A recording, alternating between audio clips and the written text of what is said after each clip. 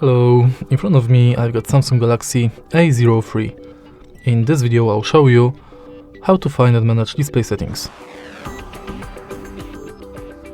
In the beginning, let's go to settings and now enter display.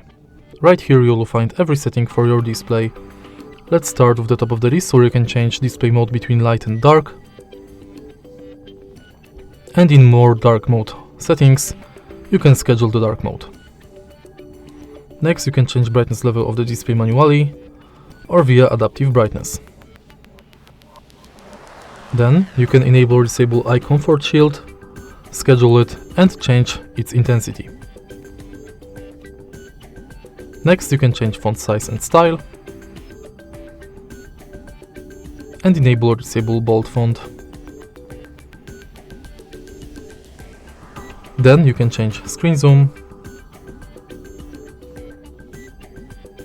enable full screen mode for apps, and hide notch in apps.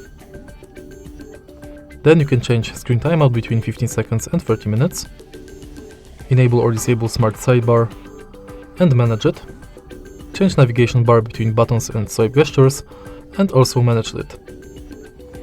Then you can enable or disable accidental touch protection and set screensaver.